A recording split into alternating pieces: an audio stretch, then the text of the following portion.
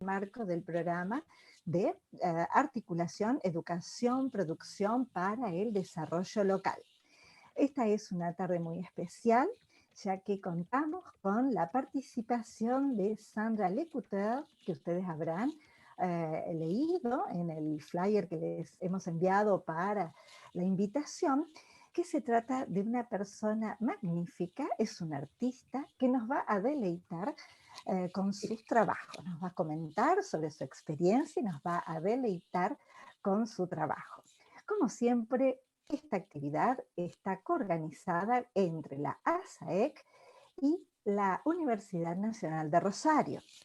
Es por eso que nos encontramos con Darío Macías, que es el vicerrector de la Universidad Nacional de Rosario, Olga Corna, que es la presidenta de ASAEC, Sofía, que hoy va a tener un rol fundamental porque es nuestra experta tecnológica, y en un momentito les va a indicar cómo tenemos que hacer para que ustedes puedan acceder al canal para escuchar la traducción.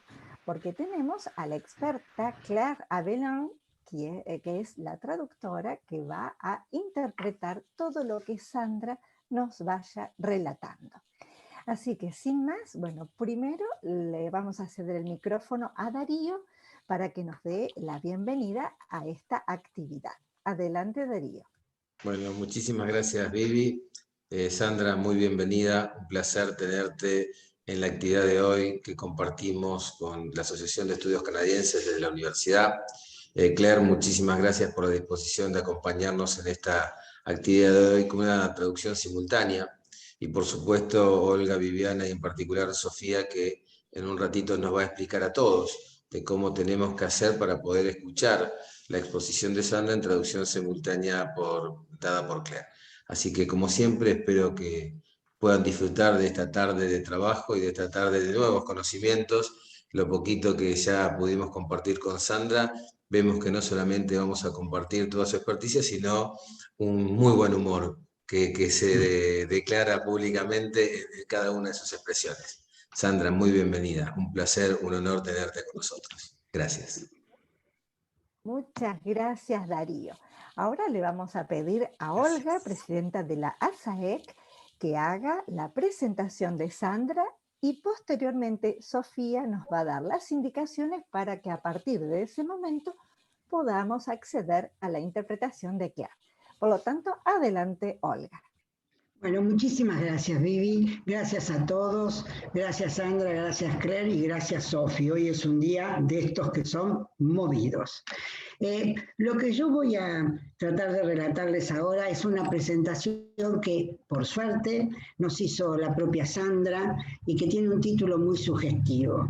Lo voy a leer como si lo estuviera diciendo ella y en realidad no voy a ponerme en otra interpretación más que lo que ella nos quiere contar sobre su vida, que es realmente apasionante, ¿no? Sandra ha titulado su presentación, y no podía ser de otra manera, teniendo en cuenta que el arte está en ella, el arte en el corazón de mi vida. Sandra nació entre dos olas, a la sombra del histórico faro de la isla Miscou, en Acadia, Canadá. Este nombre para nosotros es realmente interesante como misterioso, ¿no? Con 4 álbumes en su haber, incluido el último Les Cormorans, lanzado en medio de la crisis del coronavirus el 4 de abril del 2020, en vivo desde su casa, ella entusiasma a columnistas y periodistas especializados en música. Fue seleccionado por un jurado de 14 países para un proyecto de intercambio con 95 artistas, Global Music Match, del 5 de septiembre al 14 de octubre de 2020, y sus intervenciones fueron vistas y compartidas por miles de personas.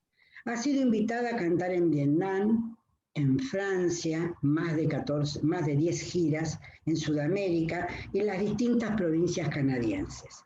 Atemporal en escenario, Sandra sabe hacer reír, cantar, emocionar a todos los que se acercan a conocerla. Y nosotros deberíamos decir, agradecer en este momento su predisposición y su rápida aceptación para compartir una tarde con nosotros. No siempre es sencillo que esto ocurra. Reconocida por su enfoque artístico en 2017, recibió la medalla número 150 del Senado canadiense y es una artista consumada que ha pasado por más de un etage y de un estadio dentro de lo que llamaríamos el género de lo artístico. También es poeta, tiene un libro maravilloso que está agotado, deberemos reeditarlo, ha participado en televisión y también ha hecho cine. Por lo tanto, gracias Sandra por hacer de esta tarde canadiense en Rosario algo distinto y realmente maravilloso. Chapeau. Muchísimas gracias, Olga. Antes de pedirle a Sofi que nos explique cómo acceder a la interpretación, queremos recordarles, decirles que tenemos en el auditorio a Beatriz Ventura, que es la agregada cultural de la Embajada de Canadá. Nos gustaría tener algunas palabritas, un pequeño saludo de Beatriz, porque había un gran interés entre los integrantes de la Embajada de Canadá en Argentina por la actividad que vamos a desarrollar esta tarde con Claire. Beatriz, ¿podrías encender tu micrófono, tu cámara y nos saludamos un minuto?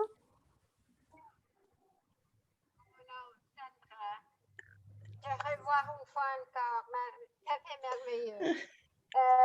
Je sais que les années ont passé pour moi, pour toi, pour tout le monde, pour tous ici, mais je me souviens toujours de l'énorme impact que tu as fait dans les célébrations de la francophonie au Paraguay et ici en Argentine, et qu'on a toujours des personnes qui nous demandent quand tu vas visiter Buenos Aires et Paraguay une fois encore.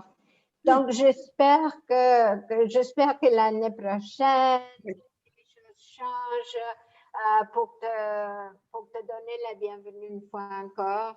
Y gracias, Olga, la Universidad de Rosario, Vivi, por organizar, porque es juntarme con una querida amiga que es Sandra Lecouta. Dos palabras de comentario y ya termina lo mío. Seguramente todos ustedes saben que en Canadá se hablan 2 idiomas oficiales, pero los idiomas son inglés y francés, pero obviamente según la localidad donde se hablan esos idiomas, está impactado fuertemente el lenguaje por influencias políticas, culturales y sociales. Y muchas veces se tiene la tendencia a creer que la francofonía en Canadá existe solamente en Quebec. Y justamente cuando vino por primera vez a visitarnos unos años atrás Sandra, que dio conciertos en las alianzas francesas, tanto en Paraguay y en Buenos Aires, la gente se queda... Veíamos las reacciones de la gente, era como que se encontraban con una historia que jamás habían escuchado. La gente siguió haciéndonos preguntas. Fue una puerta que se abrió sobre la realidad de la francofonía canadiense. Por eso es que nosotros nos alegramos enormemente de que esté nuevamente acá Sandra con nosotros, porque su hermosa voz nos cuenta esas historias, nos abre una puerta a la realidad de l'Acadie. Merci une fois encore. Muchísimas gracias, querida Beatriz, que siempre nos acompaña, porque todo este programa está, por supuesto, auspiciado, avalado por la Embajada de Canadá. Bueno, ahora, sin más, vamos a pedirle a Sofi que nos explique cómo podemos hacer para poder escuchar la interpretación que hará Claire. Bueno, hola a todos, buenas tardes. Bueno, yo les voy a explicar cómo vamos a poder hacer todos para escuchar las personas que hablan en español. Sandra y Claire van a estar hablando en francés mutuamente, porque Claire va a estar traduciéndole. Ella no habla nada de español, entonces vamos a ser nosotros los que escuchemos nuestro idioma. Para eso Voy a compartir un segundo pantalla porque va a ser un poco más explicativo.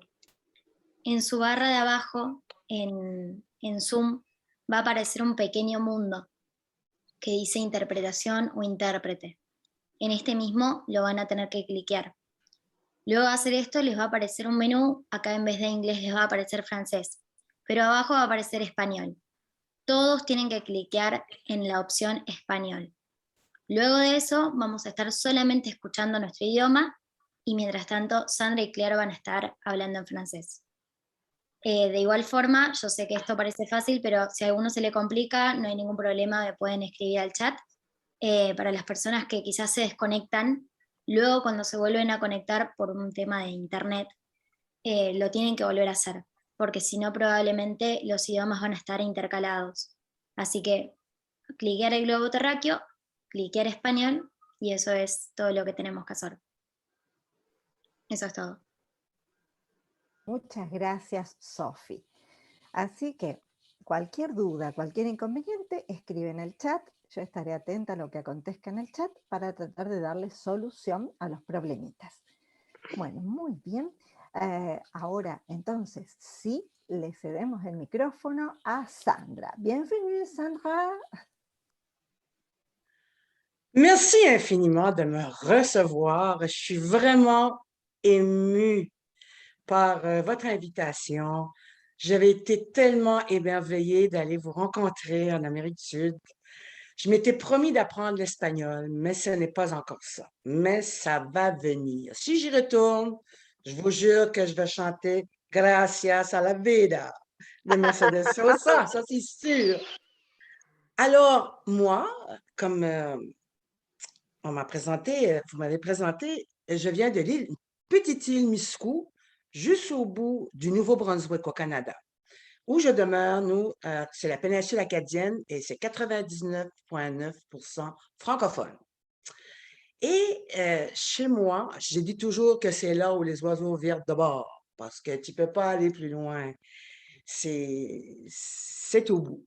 Et chez nous, quand j'étais petite, moi, j'ai toujours dit que j'avais chanté à ma naissance et j'allais chanter à mon enterrement. C'est comme ça m'appartient, je peux pas dire quand j'ai commencé, mais je pourrais pas dire quand je vais terminer. Parce que la chanson est en moi comme un bras, comme des cheveux. Je chante toujours, je vais faire l'épicerie, je chante toujours, puis je m'aperçois pas, là, dans les fruits et légumes, là, puis je chante, là. Mais c'est ça. Je pense que je suis venue au monde comme ça, en artiste. Mais j'ai jamais pensé, j'ai jamais rêvé que je pourrais faire une carrière en chanson parce que j'aimais pas ma voix. Ma voix était basse. Je m'identifiais plus aux hommes, aux interprètes, à Charles Aznavour, que vous connaissez sans doute. Ça, c'est des interprètes qui me rejoignaient. Puis à Miscou, on recevait une petite radio française qui venait de la Gaspésie au Québec. Et c'est là que j'ai découvert les grands de la chanson française. Et je savais que je vieillissais, je grandissais, mais il n'y avait pas d'opportunité pour moi de chanter, de faire carrière, parce que je restais au bout du monde. Mais finalement, il y a eu un petit concours qui est apparu, qu'on a chez nous, qui s'appelle le Gala de la chanson de Caraquet. Et où je me suis présentée, j'avais 35 ans et j'étais vieille. Et je devais le faire avant que j'avais plus l'âge de le faire parce qu'ils donnaient une date butoir, un peu comme le yogourt qui passe date, que tu es périmé. J'étais périmée. Alors j'ai dit, oui, j'y vais, je vais faire le concours. Alors j'ai chanté une chanson de Barbara. Un beau jour, ou peut-être une nuit, près de là, je m'étais endormie. Alors, c'est l'Aigle Noir. J'ai gagné le prix du public avec ça. J'ai gagné le prix du public. Là, je me suis dit, oh my God, ça veut dire que les gens ont aimé ce que j'ai fait. Là, je me suis dit, Non, c'est pas vrai que je vais rater ça, là. Il faut que j'essaye. Sinon, je vais mourir avec des regrets. Je vais mourir, j'aurais pas fait ce que j'ai voulu. Alors, j'ai pris des cours de chant avec une grande cantatrice ici, Maria Dolores, qu'elle s'appelle. Et elle m'a montré la technique de la voyelle pure, de ne pas avoir d'accent quand je chante pour être comprise. Il fallait que je sois comprise. Lorsque je vais en France, je veux qu'on me comprenne. J'ai un accent quand je parle ici, mais lorsque j'arrive ailleurs, on me dit « Ah, tu viens du Québec! » Je dis « Non, non, non, non, non, non. Je suis une Acadienne de Miscou. » Ah, mais là, je garde pas mon accent. J'essaie d'articuler, de bien parler. On a beaucoup plus de plaisir comme ça. On se comprend. Alors, j'ai commencé, j'ai gagné le prix public et j'ai commencé à faire des spectacles. J'ai fait la première partie d'une grande chanteuse ici, Linda Lemay. Je ne sais pas ce qu'elle est connue en Amérique du Sud, mais ça m'a donné la piqûre. J'ai monté mon répertoire avec les grands de la chanson, Léo Ferré, Charles Aznavour, Barbara, Louis Armstrong, et j'ai fait le premier spectacle. Et puis, tout a déboulé. Là, j'ai été invitée dans ma province, au Nouveau-Brunswick. Après, j'ai été invitée au Québec. Après, j'ai été invitée au Vietnam en 2001 par l'ambassade canadienne. Alors là, il y avait quelqu'un dans la salle, un Français, un peintre qui s'appelle Michel Marin. Il est venu me voir après le spectacle, puis il a dit « Oh my God, vous chantez Barbara, vous chantez Aznavour. » Il a dit « Moi, je vais vous écrire des chansons, madame. » Je dis « Ben oui, parce que moi, j'avais pas encore d'album, j'avais pas d'auteur encore, là. » Alors, il m'a écrit, c'est lui qui a commencé à m'écrire des chansons. Mon fils, Valérie Robichaud, qui est un artiste aussi, qui est un poète aussi, qui a fait paraître un recueil de poésie. Il m'a écrit des chansons qui s'est retrouvé sur mes 4 albums. Et ces chansons sont les titres de mes albums. En 2005, j'ai fait La Demoiselle du Traversier. En 2010, j'ai fait Terre natale, près de Montfort, à Miscou.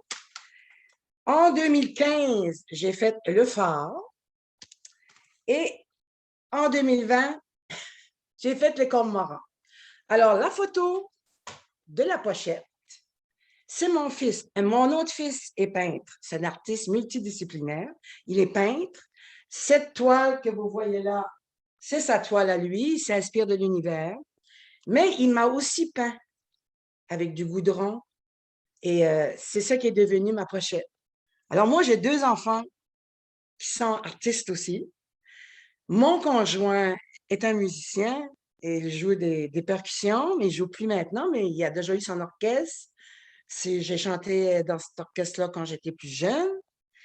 Et finalement, à partir de l'Argentine, du Vietnam, ben, j'ai Michel Marin, que j'avais rencontré là. Il a dit, on va t'organiser des spectacles en France. Alors, je suis allée à Carcassonne, chanter dans la belle ville médiévale de Carcassonne. Et après, j'ai fait des contacts, il y a des gens qui sont venus me voir. Après ça, j'ai été réinvitée. Alors, j'ai tout fait le Sud-Ouest. Je suis allée. Là, je suis encore invitée au mois de juin. Je m'en vais l'année prochaine, je m'en vais près de Nice. Non, j'adore ça. En plus de vivre de ma passion, je voyage. Je rencontre des gens épatants, extraordinaires. Quand je suis allée en Argentine, ça a été la même chose. Puis c'est les dépaysement. Chez nous, c'est pas comme ça. On a des gros hivers froids, il neige. Là, aujourd'hui, ici, il fait 36 degrés. Alors, il fait chaud, là. Tu sais, j'ai chaud. Mais j'aime ça. Et après, après mes albums, j'ai aussi touché au théâtre. J'ai fait du théâtre. J'ai fait la pièce 8 femmes je pense que ça a été traduit en espagnol. J'ai joué aussi au cinéma. J'ai fait les films La peur de l'eau, que vous pouvez voir, c'est sur le web.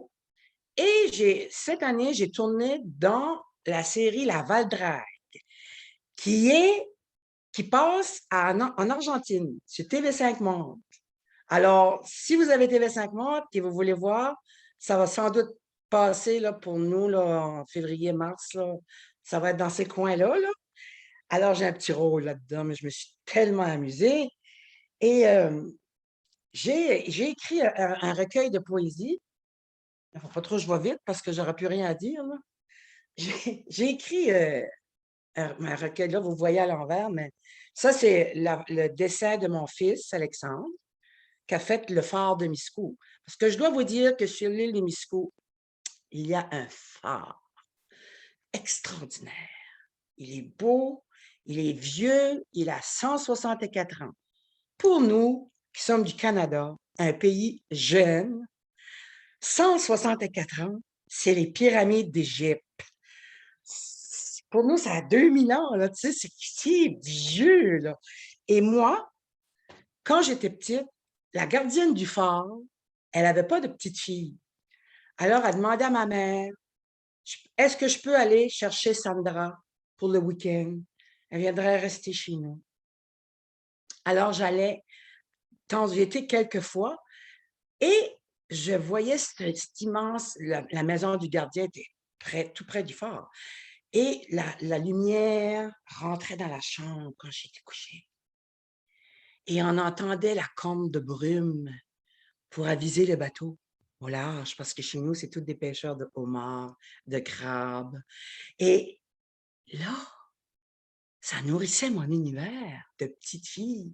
Moi, je pensais que c'était une maison de poupée. Et puis... Donc, le phare me tient très, très, très à cœur. Alors, j'ai publié ce recueil-là, mais je vais vous en faire un petit bout, tiens, pourquoi pas. Je vais vous écrire La Fauve. Ce ne sera pas long, j'avais marqué ma page, mais je l'ai perdu. Vous comprenez, il fait chaud. Un instant. Je vais vous en lire deux, tiens. Ouais. Dans les bras de ma mère. Ah, okay. Je vais plutôt vous lire la lettre d'amour. À Miscou, comme je vous disais, c'est une île, il n'y avait pas de pont, il y avait un traversier. Et ma mère, elle écrivait pour les gens qui ne savaient pas écrire. Parce que l'été, les gens pêchaient, et l'hiver, ils s'exilaient. Ils s'en allaient en une autre province anglophone du Canada, l'Ontario. Ils allaient travailler là. Puis, il y a beaucoup d'hommes qui tombaient en amour avec des femmes. Et ils venaient voir ma mère pour écrire. Et lorsqu'ils recevaient la lettre que leur dulcinée leur avait écrit, maman lisait la lettre. Puis l'homme disait à ma mère, réponds, écris ce que tu veux, dis-lui que je l'aime. Donc, elle écrivait ce qu'elle voulait. Puis moi, ça m'a fasciné, ça.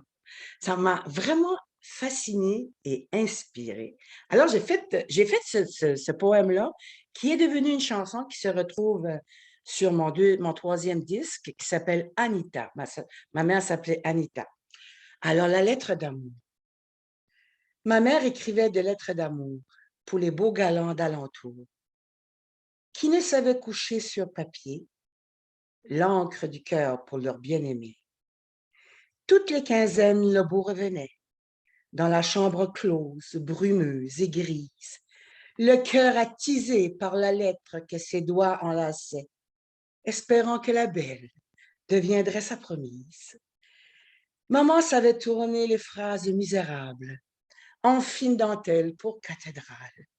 Elle tissait d'un fil d'argent un voile, et le cœur de la belle se changeait en étoile.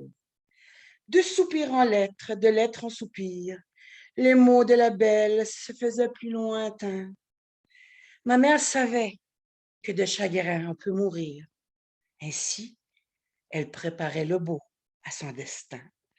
Et quand la tourmente devenait lourdeur, du bout des lèvres jusqu'à son cœur, elle changeait les mots odieux en mots de verveine pour que l'adieu de sa belle soit plus doux à sa peine.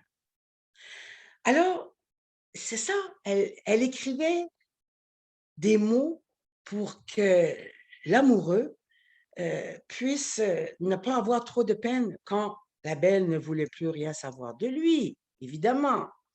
Alors, ma mère était un peu comme psychologue aussi, et elle chantait beaucoup. Elle chantait beaucoup parce que nous demeurions face à l'église chez moi, presque en face. Et en ce temps-là, il y avait des messes très tôt le matin. Alors, moi, à 5 ans, ma mère m'amenait avec elle et il n'y avait personne dans l'église sauf le curé et elle. Et nous chantions la messe avec maman. Tom tum ergum sacramenti, nuvo la prestui. Alors, je chantais du latin. Je savais pas ce que c'était. Puis là, je voyais le prêtre. Il était comme ça. Il était de dos, comme ça. Puis, il chantait lui aussi. Puis je me disais, je vais être prêtre. Je vais être grande. Là, finalement, je n'ai pas pu parce que ça ne marchait pas. Ça ne fonctionnait pas. Mais je suis devenue chanteuse. Et je pense que c'est pour ça que je chante comme ça. J'ai toujours les bras comme ça en l'air. Je pense que j'ai vu ça là, quand j'étais petite.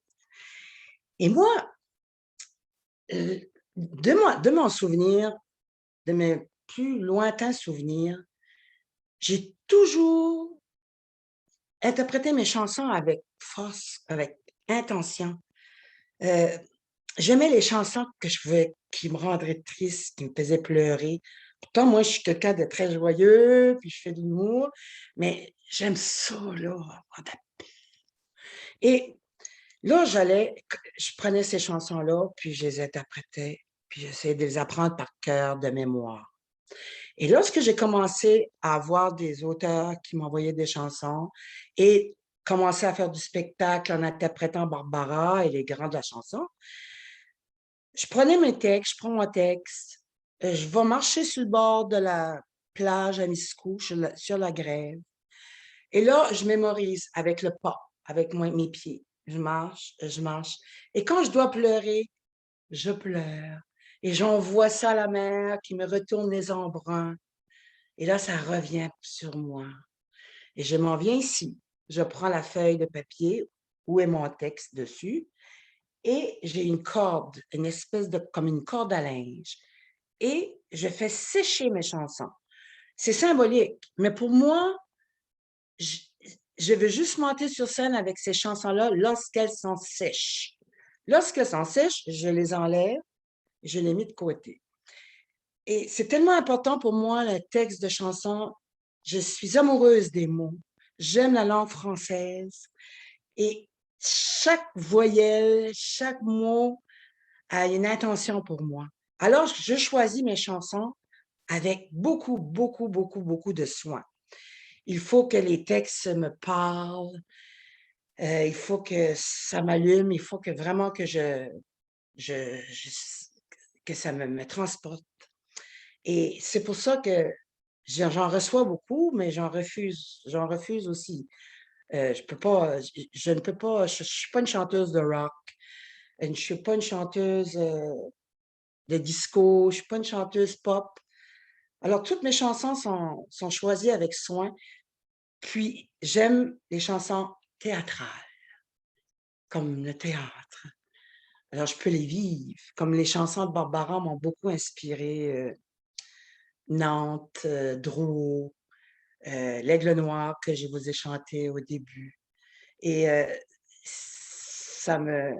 faut que je sois émue aussi. Il faut que... C'est un processus, le métier d'interprète. Moi, je suis pas... J'ai écrit 2 chansons. J'ai écrit les textes de Anita et un autre, ça s'appelle Delphine, qui se retrouve sur mon 3e album. Mais la musique a été écrite par mon ami Gilles Bélanger. Mais moi, c'est pas mon métier, écrire des chansons. Tous les gens me disent « Ah, écris, écris, écris ». Moi, mon métier, c'est interpréter, rendre la chanson, rendre le texte. Et c'est pour ça que lorsque je prends une chanson, j'essaie d'aller plus près possible, près du cœur de l'auteur. Alors, lorsque je parle à mes auteurs, je ne dis pas, là, écrivez-moi une chanson pour moi.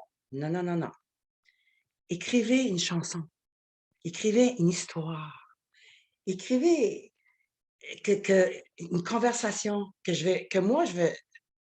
ça va m'intéresser, puis que je veux intéresser les gens qui viennent m'écouter. Et puis on peut après interagir après, là. Et moi, dans mon spectacle, j'ai des chansons qui sont un peu plus joyeuses, mais j'en ai aussi qui sont très noires, comme on dit. Pas noires, mais qui ont un texte comme je fais ne me quitte pas, il faut oublier, tout peut s'oublier, qui s'enfuit déjà, oublier le temps, les malentendus et le temps perdu, à savoir comment. Oublier ces heures qui tuaient parfois à coups de pourquoi le cœur du bonheur. Ne me quitte pas, ne me quitte pas, ne me quitte pas, ne me quitte pas. Moi, je t'offrirai des perles de pluie venues d'un pays où il ne pleut pas. Je creuserai la terre jusqu'après ma mort pour couvrir ton corps d'or et de lumière. Je ferai un domaine où l'amour sera loi, où l'amour sera roi, où tu seras reine. Ne me quitte pas, ne me quitte pas, ne me quitte pas, ne me quitte pas. Alors sur cette chanson-là de Jacques Brel, comment vous dire? Je dois absolument ponctuer et, entre chaque chanson, ou en 2, 3 chansons, avec de l'humour. Parce que sinon, les gens, ils sont fatigués, là, parce que ce sont des chansons qui demandent beaucoup d'émotions, ça vient te chercher, vous la connaissez, cette chanson-là. Et peut-être que oui, hein, vous connaissez Jacques Brel, peut-être, il y en a qui doivent la connaître. Vous connaissez Aznavour aussi, là, la bohème. Je vous parle d'un temps que les moins de 20 ans ne peuvent pas connaître. Montmartre en ce temps-là, accroché ses lilas jusque sous nos fenêtres, et si l'humble garni qui nous servait de nid ne payait pas de ville, c'est la Corse connue, moi qui crie famille, et toi qui posais nu. La bohème, ça voulait dire on a 20 ans. La bohème, et nous vivions de l'air du temps. Alors moi, j'ai grandi avec ces chansons-là. Et ce qu'il y a avec ces... Là, c'est un peu impressionnant parce que je me vois chanter, là. C'est comme si je chanterais dans un miroir. C'est pour ça que je garde comme ça. Je garde comme ça parce que ça m'impressionne un peu. Je suis comme un petit peu gênée. Mais ces chansons-là, j'ai écouté toute ma vie, ces chansons-là. Et quand j'avais 9 ans et demi, je m'imaginais que Charles Aznavour, il restait en Gaspésie, dans la radio, où je l'entendais. Et je me disais, un jour, je vais demander à mon père, qui traverse la baie des Chaleurs avec son bateau, parce que c'est un pêcheur de mort, mon père, et qu'il vienne me montrer où demeure Charles Aznavour. Parce que moi, je pensais que Charles Aznavour et Serge Reggiani, Édith Piaf faisaient de la bicyclette ensemble, en Gaspésie. Alors, je ne savais pas que la France existait. Je ne savais pas que vous existiez. Je pensais, moi, mon univers, c'était Miscou. Puis, la Tour Eiffel, c'était le fort de Miscou. C'était mes pyramides à moi. C'était mon univers à moi. Et bien sûr, j'ai été déçue quand j'ai appris qu'il ne restait pas au Canada et que je le verrai peut-être jamais. J'ai eu l'occasion de pouvoir aller le voir à Montréal, au Québec. Je ne suis pas allée. Je ne suis pas allée parce que je ne voulais pas briser l'image que j'avais de lui dans ma tête de petite fille. Je ne voulais pas le voir sur scène. Je suis allée voir Juliette Gréco, je suis allée voir ces grands-là. Mais Charles Aznavour, je ne pouvais pas le voir. J'avais peur je sais pas, je ne sais pas, mais je voulais pas. Et, mais c'est bien correct comme ça. Mais lorsqu'ils ont annoncé sa mort, je me suis levée le matin et comme tous les matins, je regarde ce qui se passe dans le monde, aux nouvelles, à notre télévision, et il venait d'annoncer le décès. C'était un membre de ma famille.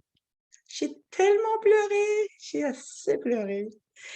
Et puis, Reggiani aussi, ce chanteur-là, peut-être vous le connaissez aussi parce qu'il a été traduit en espagnol. Lorsqu'il est mort en 2004, je tournais le film, je tournais une émission, Cœur batailleur. Moi, les films que j'ai joués dedans, vous pouvez les voir sur l'ONF. On marquera ça sur les informations. Alors, l'équipe de tournage est arrivée chez moi le matin. Et il était 7h30, je pense, du matin. On tournait très tôt. Il venait d'annoncer le décès de Serge Reggiani. Oh là! Là, j'ai dit à l'équipe de tournage, on va aller au cimetière à Miscou où ma mère est enterrée. Parce que ma mère était décédée très tôt. Et je vais aller lui chanter. Il suffirait de presque rien, peut-être 10 années de moins, pour que je te dise je t'aime. Alors, je suis allée au cimetière et j'ai chanté ça à ma mère. J'ai dit à ma mère, Serge est parti. Et j'ai beaucoup pleuré. J'ai beaucoup pleuré aussi quand Barbara est partie en 94. Ça aussi, 97. 97, le 24 novembre. Ça aussi. Ça fait partie de ma famille. Parce que je vis avec les chansons, moi. Très tôt le matin, je me lève, ça chante là-dedans. C'est comme un piano mécanique et ça roule tout le temps, toujours, toujours, toujours, toujours, toujours, toujours.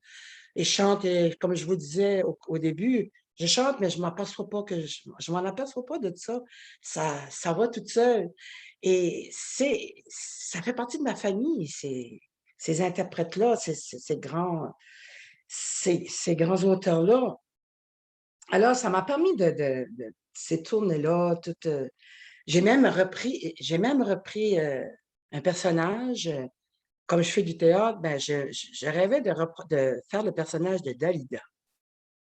Il venait d'avoir 18 ans, il était beau comme un enfant, fort comme un homme. Alors, j'ai été invitée en Égypte. Mais, comme je reste dans un pays de neige et de froid, j'ai raté mon avion à cause d'une tempête de neige. Je ne me suis pas rendue. Je ne me suis pas rendue en Égypte. J'ai encore pleuré.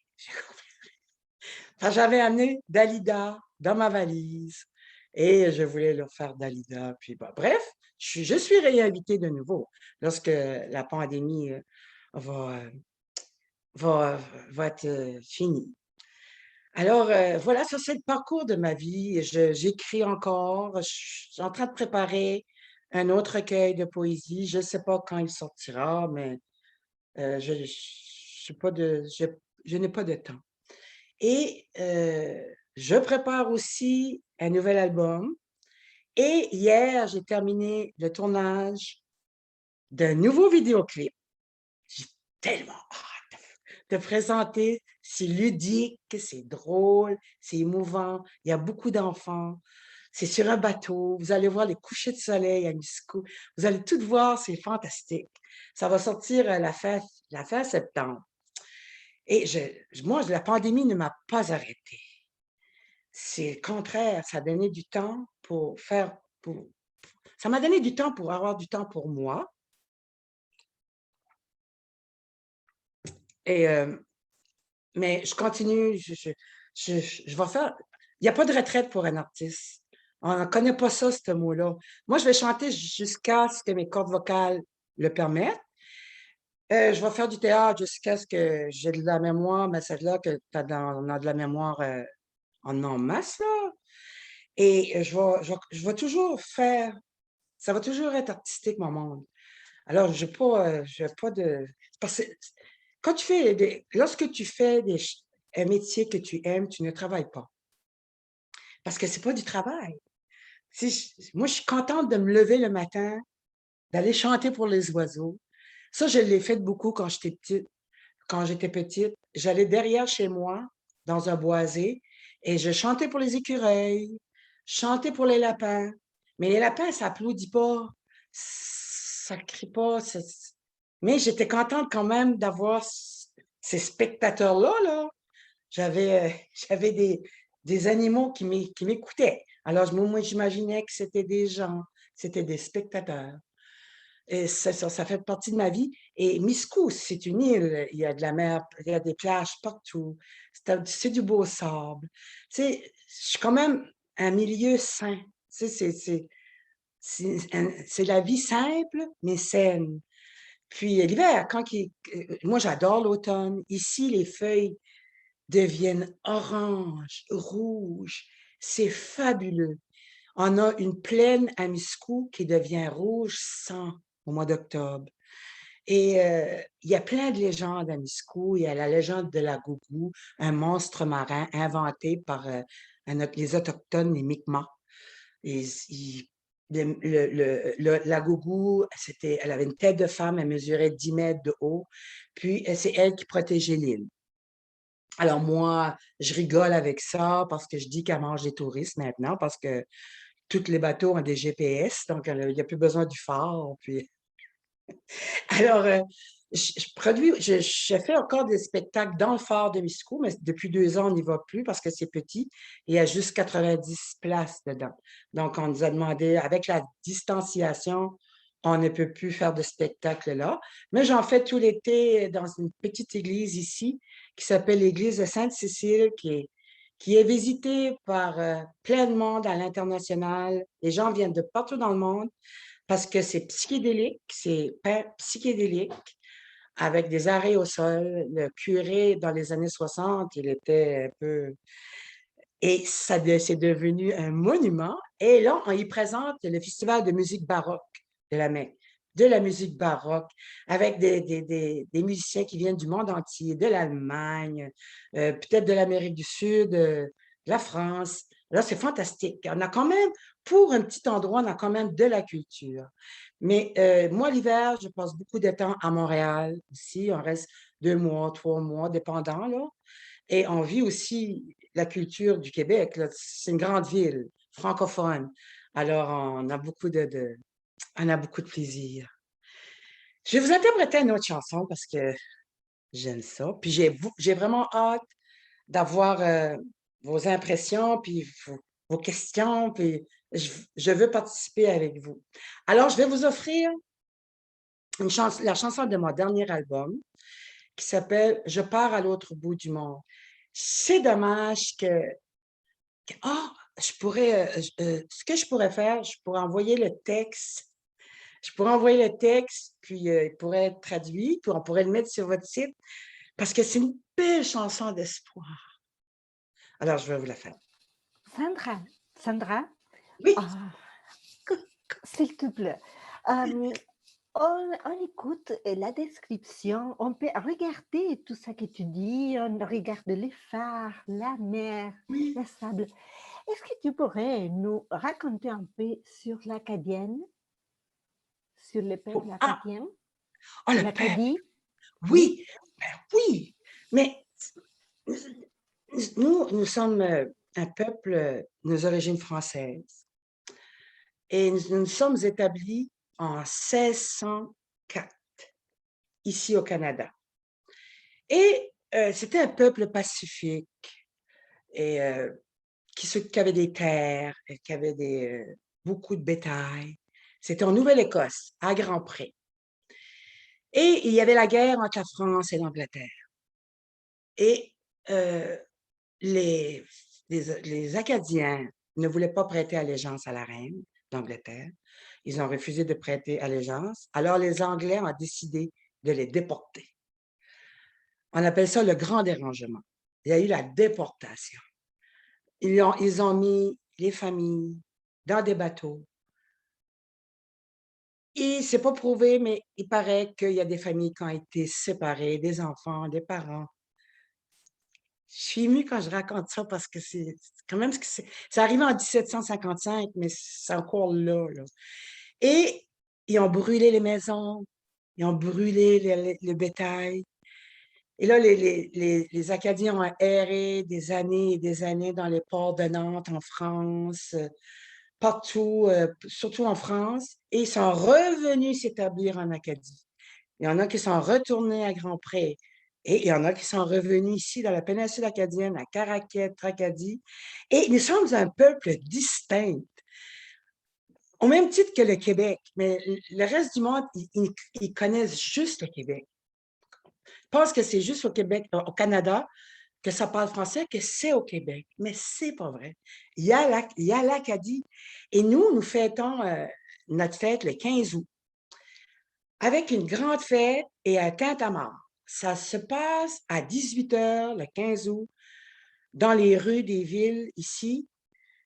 Les gens amènent des casseroles et ils font du bruit. Vous irez chez Google, tapez tintamarre, Caraquet, et vous allez voir, c'est fantastique. Il y a 20 000 personnes qui font du bruit, 1 heure de temps, pour dire au reste du monde, nous sommes là, nous avons survécu, et nous parlons français, nous avons amené notre langue avec nous. Parce que nous, ici, là, dans la péninsule acadienne, c'est pas grand, là, c'est petit, puis on est entouré d'anglophones. Donc, il faut toujours se battre pour garder sa langue, toujours se battre. Et ça devient comme, ça fait de nous un peuple passionné. Et partout, on voit les drapeaux. Je sais qu'il y a des pays qui n'aiment pas mettre le drapeau. Mais nous, on est fiers. On a le drapeau français avec l'étoile de Marie en jaune dans le coin. Et puis, notre hymne national, c'est l'Ave Maria Stella, parce que le peuple acadien est très religieux. Donc, c'est pour ces raisons-là. Mais on est quand même revenu reprendre notre pays de nouveau. Mais ce n'est pas un pays, c'est un pays imaginaire. Mais sur un de mes albums, mon fils est allé faire un tour au Chiapas, au Mexique, et il m'a écrit la chanson Le Phare parce qu'il a dit « Ce peuple-là, ça ressemble beaucoup à l'Acadie, à la recherche de l'identité, à la recherche d'une terre. » Et nous, on n'a pas de frontières parce qu'on n'a pas de frontières physiques, mais il y a des Acadiens partout dans le monde. Et à tous les 4 ans, on fait, ça s'appelle le Congrès mondial acadien. Et à tous les 4 ans, la diaspora acadienne vient se rejoindre ici. Et en 2009, on a fait ça à Miscou. On attendait 300 personnes pour l'ouverture, puis on est venu 2000. C'est tout petit, l'île de Miscou. C'est 8 km par 11 km, là, c'est petit. Et c'est moi qui faisais l'ouverture. Et puis, bref, à tous les 4 ans, on invite la diaspora du monde entier. Et là, les familles qui sont en Australie, en France, en Amérique du Sud, partout, il y en a certains d'entre eux qui viennent et les familles se regroupent, puis ils font un grand repas ensemble, puis ils chantent les chansons acadiennes, puis ça s'embrasse. C'est quand même fantastique, là.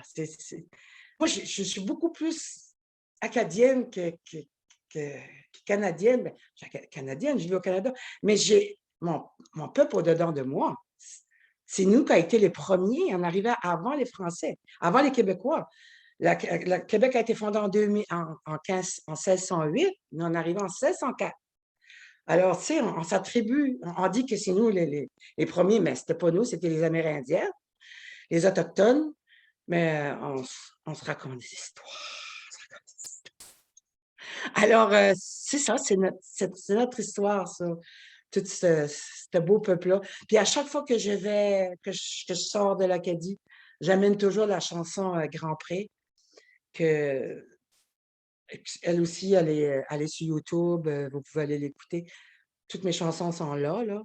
Et si vous écoutez Grand Pré, ceux qui comprennent le français, ben, vous allez voir toute l'histoire de l'Acadie est dans cette chanson-là. Ça a été écrit par Angèle Arsenault. Alors, c'est ça que je voulais vous raconter. Je voulais vous dire ça. Merci beaucoup pour nous faire connaître votre pays imaginaire. Ah oui. Merveilleux. Ah, Merci. on est bien ici. Il fait beau, puis c'est un beau paysage, puis le ciel est plus beau qu'ailleurs. Donc, on peut toucher les nuages, puis on jouait avec les nuages, puis ici, on a des filets à poètes. On se promène avec des filets, puis on fait de la poésie, puis ça fait une belle vie, là. C'est ça. Alors, vous voulez que je vous interprète une autre chanson ou vous voulez passer aux questions? Non, non, bien sûr. On OK. attend une chanson. Bon, voilà. OK. Ça s'appelle. Celle-là, oui, je vais demander. Excusez-moi, là, j'ai tout éteint les bruits, ça fait que là, ça coule un peu. Alors, je pars à l'autre bout du monde. Ça s'appelle comme ça. Je pars à l'autre bout du monde, sentir le vent et les marées, voir si la terre est vraiment ronde et qui habite de l'autre côté. Je pars à l'autre bout du monde, toute seule à bord de mon voilier. Et si jamais la terre est ronde, je reviendrai pour vous chercher. Je partirai à l'aventure avec mon bagage de courage. Je m'enfuirai dans la nature aux limites du grand naufrage. Il n'y aura jamais de montagne qui pourrait défier mon chemin. Et même si mon soleil s'éloigne, je survivrai à mon destin. Je pars à l'autre bout du monde, sentir le vent et les marées. Voir si la terre est vraiment ronde et qui habite de l'autre côté. Je pars à l'autre bout du monde, toute seule à bord de mon voilier. Et si jamais la terre est ronde, je reviendrai pour vous chercher. J'emporte ma curiosité pour découvrir ce qu'on a perdu. De ces millions de nouveautés, couvrir mes yeux de jamais vus.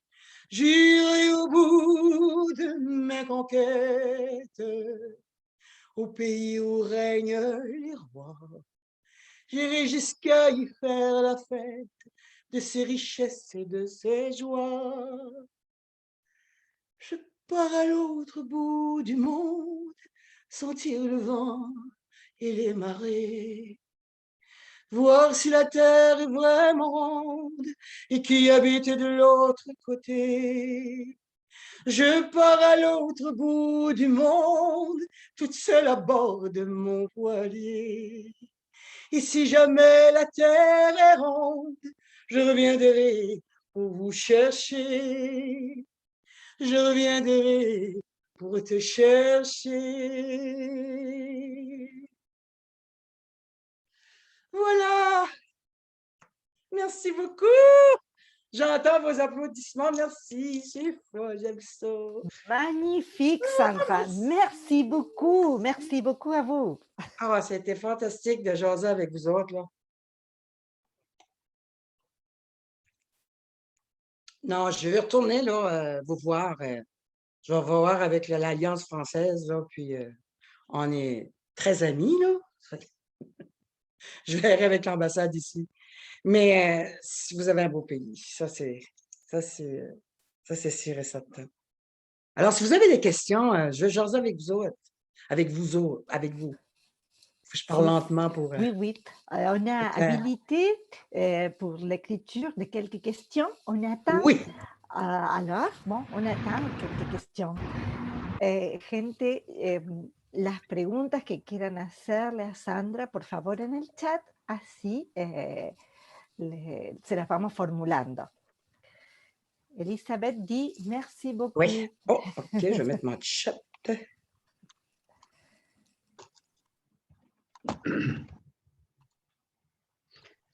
Me parece más que preguntas, está todo el mundo muy entusiasmado y muy impactado.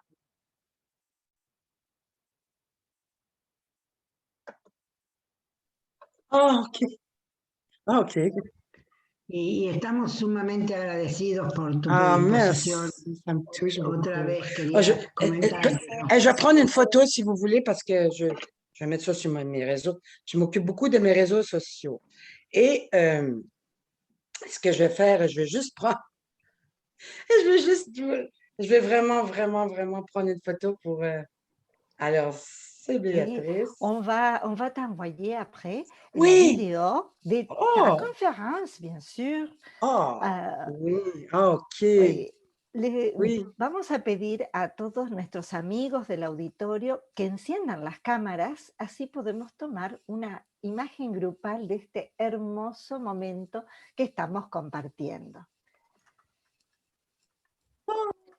Ah oui, oui. Sophie, si podés tomar alguna imagen grupal, te lo vamos a agradecer. Sí, por supuesto, si todos quieren prender sus cámaras. Sí, encendiendo cámaras, así tomamos la imagen. Oh, Sandra, c'est magnifique. Oh, émotionnante. Tu es une chanteuse merveilleuse. Oh, merci beaucoup. Tu nous as transmis l'émotion de tes mots, tes paroles. C'est difficile avec un écran. Oui, oh, oui. Mais nous sommes à Miscou. Oui, c'est ça. Oui. Et tu sais, Sandra, je voulais te transmettre des salutations d'une personne qui voulait être avec nous ce soir, mais il a eu des problèmes, que c'est notre conseiller politique. Il vient d'arriver à Buenos Aires. Et justement, d'aujourd'hui, quand on faisait la promotion de cette réunion ce soir, il était complètement ému parce qu'il est acadien. Ah, c'est qui? Oui, il s'appelle Daniel Arsenault. Il vient d'arriver à Buenos Aires. Et Daniel, il nous a dit, mais ça c'est incroyable, ça c'est merveilleux. Il voulait vraiment être avec nous, mais il avait sa première réunion, la première rencontre avec l'école de ses enfants. Des choses. C'est merveilleux! Il nous a demandé de transmettre et de dire qu'il était vraiment, il avait un énorme plaisir de savoir que tu allais être avec nous ce soir. Oh, tu l'embrasseras pour moi. Daniel Arsenault, Oui. Il est de la Nouvelle-Écosse ou de l'île du Prince-Édouard? Il est de Moncton. Ah, il est de Moncton! Oui, je dois le connaître, là, c'est sûr, là. Oh, oui, justement, il nous disait qu'il y a très peu de diplomates qui viennent de l'Acadie. Ben oui. C'est justement pour ça que pour lui, c'était très important de savoir qu'aujourd'hui, il y avait une personne invitée, une artiste acadienne. Oui. C'est comme une belle bienvenue à l'Argentine. Ah, c'est donc ben fantastique. Je suis vraiment fière, là. Je suis vraiment contente, là. Ah oui, oui. Ben, oui, c'est ça. Une question pour toi que je voulais te poser. Tu disais que tu passais 2-3 mois à Montréal chaque année. Oui. Et comment tu vois les différences entre la culture montréalaise et, disons, la culture chez toi? Ça se ressemble un peu, mais c'est pas pareil. C'est différent. C'est un peu différent et eux, ils ont leurs artistes. Donc, c'est difficile de rentrer dans leur milieu aussi. Mais c'est pas la même chose. On n'a pas la même culture. Mais on se rapproche beaucoup là, à cause de notre langue. Et moi, j'étais beaucoup influencée par le Québec, à cause des radios qu'on recevait, c'était au Québec. Contrairement à eux. Mais la musique est différente un peu, là. Nous, on est plus... c'est plus teinté ici, pas moi, mais les artistes émergents c'est très teinté par le folk américain. Et c'est un peu ouais, c'est différent. Mais c'est le même peuple que nous, on s'aime beaucoup, là. On est chanceux de les avoir tout près de nous. Ils sont quand même plusieurs millions, là. 7-8 millions, je m'en souviens plus, 9 millions, je crois, de Québec, là. Alors, oui, il y en a beaucoup d'amis. Moi, mes amis sont là. Mes compositeurs, j'ai beaucoup de compositeurs québécois à Montréal qui sont très connus, qui écrivent pour moi. Puis, mais c'est ça. Et quand tu voyages, disons, toi fais des concerts dans les provinces anglophones de Canada. Je vais pas, je n'y vais pas. Habituellement, lorsque je vais chanter pour l'audience est francophone.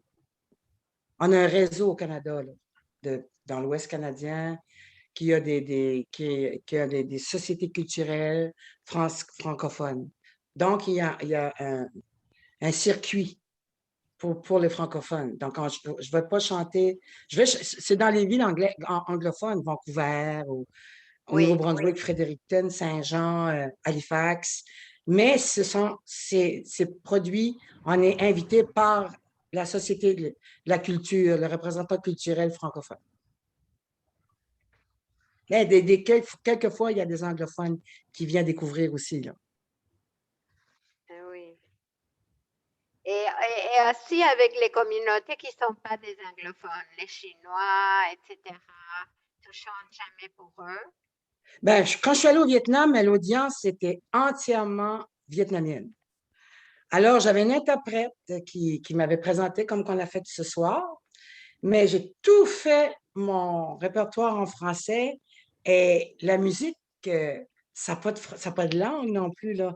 Lorsqu'on transmet notre émotion, et il semblait comprendre. Ils étaient très, très, très... ils étaient comme ça, puis ils ont beaucoup, beaucoup, beaucoup aimé, beaucoup applaudi. Puis je sentais qu'il se passait quelque chose. Je savais qu'ils ne comprenaient pas ce que je disais, chantais, mais ils ressentaient ce que je chantais. Alors ça a été fantastique, là. Mais habituellement, les internationaux, les gens de l'international et autres que Québécois, Acadiens et Canadiens, Chinois, lorsqu'ils viennent dans les spectacles, habituellement, ils comprennent le français, là. Oui. Ça ne m'a jamais arrivé, à part quand je suis allée en Uruguay, Paraguay, puis à Buenos Aires. Mais à part, là, il y avait quand même des Français aussi. Mais oui, c'est ça, ça ne m'a pas arrivé souvent, là. Je me souviens toujours à Asunción, parce qu'à Asunción, il y a très peu de monde qui parle le français et qui comprend le français. Et je me souviens que cette soirée-là, comme tout le monde réagissait avec tellement d'émotions, tu te souviens de ça, oui. Sandra? Oui, c'est justement c'est cette photo-là que j'ai mise sur ma page Facebook. J'étais là, j'étais à Montevideo. C'était à Montevideo, je pense, es-tu là? Tous les ambassadeurs étaient là? Ou les représentants? Donc, Asunción, c'était à Paraguay. OK, oui. OK, oui, là aussi, oui. Parce que tu as fait 3 pays. C'était les 3 pays. Oui, et justement, à Asunción, où personne parle français. C'était incroyable, incroyable. Oui, il y a beaucoup d'émotions chez vous. Hein. J'ai été émotionnée. Comment est-ce qu'on dit ça en espagnol? Oui, émotionnada. Ah oui, émotionnada. Je vais l'apprendre en espagnol. Là. C'est pas difficile. Ça ressemble au français un peu. Émotionnel. Mais tu dois nous enseigner le français, quoi. Oui, je vais vous enseigner. C'est difficile, le français aussi. Mais peut-être moins. Vous autres, ce sera plus facile. Parce que ça sonne comme l'espagnol. Je vois des mots, puis je sais ce que c'est, là.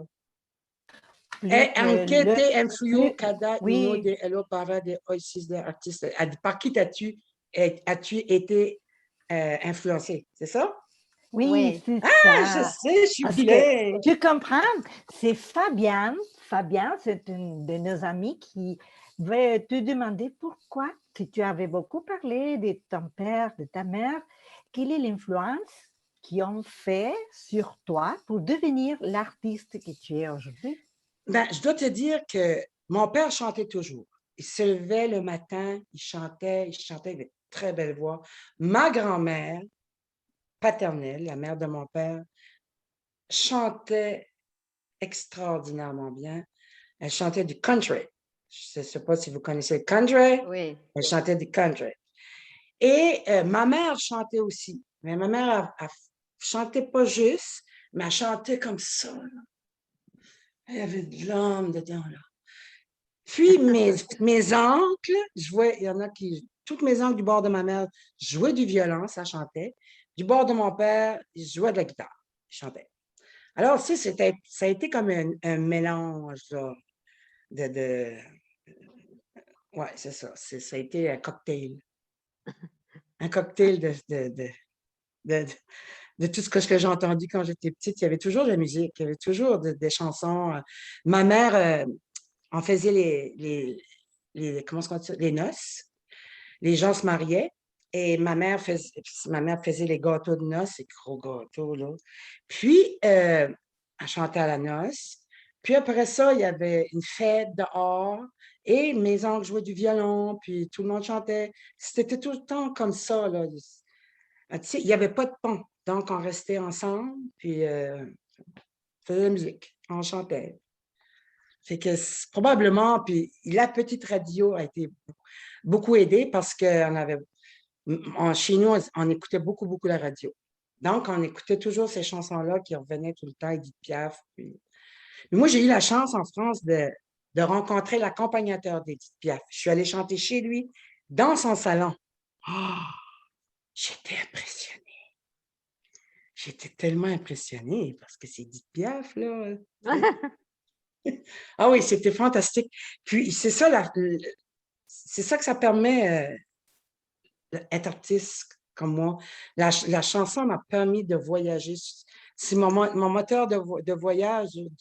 Mes cordes vocales, c'est là-dessus que je voyage. Je suis assis dessus. Puis, je voyage.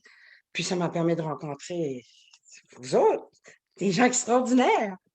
C'est tellement fantastique parce que les gens qui nous invitent, parce qu'ils nous aiment.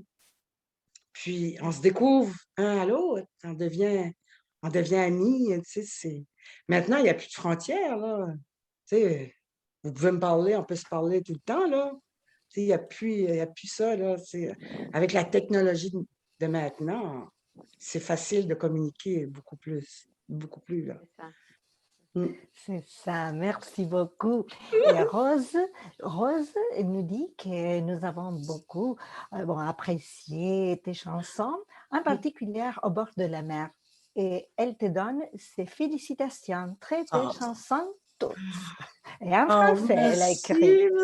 Merci. Merci beaucoup de votre assistance et d'avoir pris le temps de venir m'écouter parce que vous avez certainement d'autres choses à faire. Tu sais, c'est quand même, c'est généreux. Non, ce sommes nous qui nous sommes très, très enchantés d'avoir partagé cet après-midi avec toi. Ahora les decimos a todos que agradecemos muchísimo que nos hayan acompañado. Sandra agradece mucho que estemos aquí formando, constituyendo este auditorio. Vamos a darle ahora la palabra a Olga para que haga el cierre. A tu. Bueno, adelante, Olga. Muchísimas gracias, Sandra. Ha sido un tiempo que se nos ha pasado realmente. Gracias. Y te agradecemos enormemente todo lo que nos has dicho. Conocer a otra persona que se dedica al arte y estaba buscando y estaba hoy charlábamos con Viviana, y una de las cosas maravillosas que tiene que ver con el término Acadia, que además en esta discusión de que el francés y por qué el nombre y todo lo demás, era muy interesante porque la primera vez que se utilizó ese término, por lo menos donde yo buscaba este material, tuvo que ver con un italiano que estaba al servicio de Francia y que llega al lugar y le pone este nombre recordando o colocando una parte del Peloponeso que representa el lugar idóneo para los artistas, dice una de las definiciones de Acadia. Y cuando te escuché durante toda la charla, una cosa que me pareció maravillosa es esa posibilidad de que en una isla remota, tal cual para la cultura occidental los griegos tienen tanto que ver, de pronto un acadiense nos muestre que el lugar de los poetas está en estas provincias recónditas y casi desconocidas. Un gusto haberte tenido. Gracias a nos acompañaron. Gracias a nuestra traductora, que es un lujo. Gracias, Beatriz, realmente por estar con nosotros hoy. Estamos todos tan asombrados y realmente hemos disfrutado de tu ímpetu y de tu generosidad. Esa vitalidad realmente hace que ese faro esté hoy en Rosario y en todos los otros lugares que nos acompañan. Y queríamos, o por lo menos como presidenta de la asociación, con Vivi y con Beatriz acá, quiero decirte que podemos invitar a los franceses de la asociación y de las alianzas a que la acción esté dada desde nosotros y te invitemos formalmente a que en presencia o en presencialidad nos acompañen. Beso enorme. Y lo dejo a mi partener. Oui, ça va me faire plaisir. Siempre acompañan nuestras locuras, por ejemplo, que tienen que ver con escuchar canciones maravillosas en francés desde Acadia. Inaudito. Gracias. Muchas Gracias. gracias. Merci Muchas beaucoup. gracias, Olga. Muchas gracias. Merci, Y Viviana. ahora, merci à toi, Sandra. Tu es très, très gentille. C'est merveilleux aujourd'hui. Y le vamos a pedir a nuestro vicerrector, a Darío, que haga el cierre formal de la jornada. Merci beaucoup. Bueno, yo muchísimas gracias nuevamente, Sandra. Me animo a decir humildemente merci por la charla de hoy, por todo lo que nos diste. Y realmente yo esperaría que puedas venir a Argentina, pero voy a hacer fuerza porque nos puedas visitar en Rosario, porque puedas estar en nuestra ciudad, porque me permitas que de alguna manera yo te pueda mostrar el rectorado de nuestra universidad como hacemos con cada instante, porque va a ser un honor que estés en nuestro edificio y con nosotros, en un lugar inclusive que físicamente hoy con la Asociación de Estudios Canadienses compartimos, en esa planta baja de Córdoba 1814, que es el lugar donde está fijado el domicilio de nuestra universidad. Y desde ya que me gustaría intentar contarte tantas otras cosas que tenemos también de nuestra universidad y de nuestro país, y compartir las bellezas, como lo hiciste vos hoy con nosotros, del tuyo y de tu región. Igualmente te cuento que siempre que terminamos las actividades con Viviana, con Olga y con Sofía, tenemos una forma de cerrar.